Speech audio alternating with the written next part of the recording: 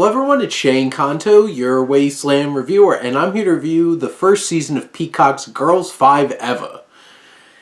And this show is absolutely hilarious, and I loved it, which is so unexpected. And this focuses on the reunion of a former female, super group.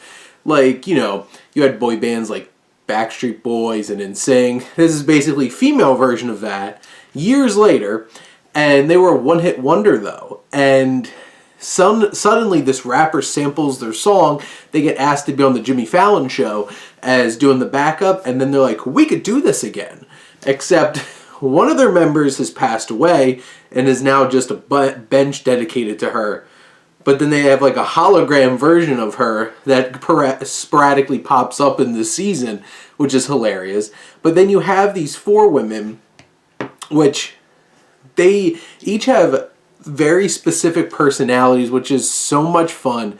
And so you have Sara Bareilles, who's right at the forefront, who's part of like the creative process of the show, and she's Dawn, and she's the most relatable of the group, and she has like a family. She's pulled back into this. She and her husband are trying to like find that balance of like, she's a mother and she wants to do this, and she's a wife, but she wants to do this, and he feels insecure about it. And Dawn's really trying to find her stride again with her writing songs.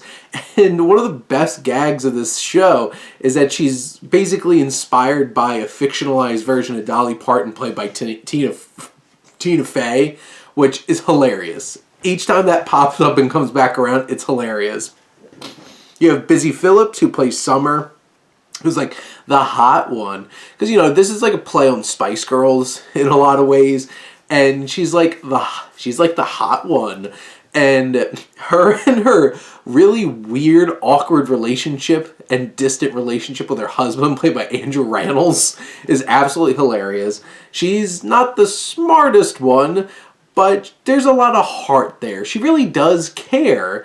And then you have Renee, Elise, Goldsberry, who's Wiki Roy, who is like, she's like Scary Spice, and she has the most going on for her, or at least she makes you think that she does.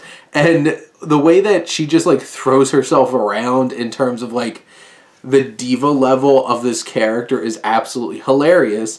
And Goldsberry just plays it with this very specific way about her that you can't tell if she's like in on the joke or not, or just this absurd and over the top. But the best gag of this show is the fact that Paula Pell plays Gloria, who is obviously considerably older than the rest of them, but she just aged worse. And it's just like, are you kidding me? And Paula Pell is hilarious. Her energy is off the charts, and like she was great in AP Bio, and she's great in this, and she's a lesbian. And there's one episode where they go to the Catskills, and she tries to reconnect with her ex-wife, and her trying to feel like involved, and like she's like a legitimate successful dentist, and like she could have her own like life just doing that and being very successful, which is so funny and unassuming. But you just have the four of them who have great chemistry together. They all play off of each other and all deliver different methods of comedy that makes this series have such a variety.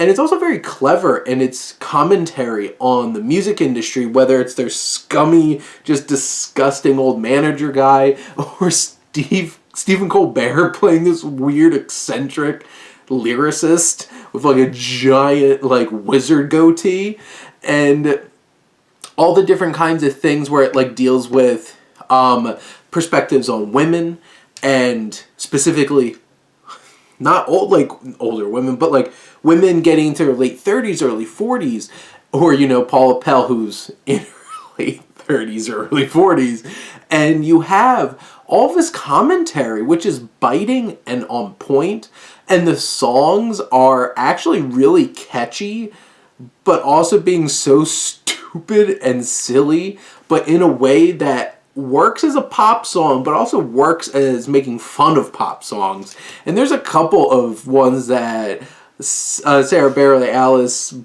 brings to the table as Dawn that are just hilarious and absurd. And like they start off like, oh, this is actually a pretty catchy pop song. Like, what are you talking about? Like there's one particular one that she makes about her worst fears, and that song's hilarious. And this series is 8 episodes of pure fun and joy and just absurdity, and has so much to say about the music industry and treatment of women, and yet has so many laughs and makes this just such a fun time. And this group of 4 characters, these actresses all bring their A game, and they really deliver. There's great supporting characters too, with some great actors. And in the end, this is just a really awesome series that is so unexpected, and you all should go check out Girls5eva. But those are my thoughts on Girls5eva Season 1 on Peacock. Let me know what you think, and let's talk some TV. But thank you as always for tuning in and supporting your Wasteland reviewer.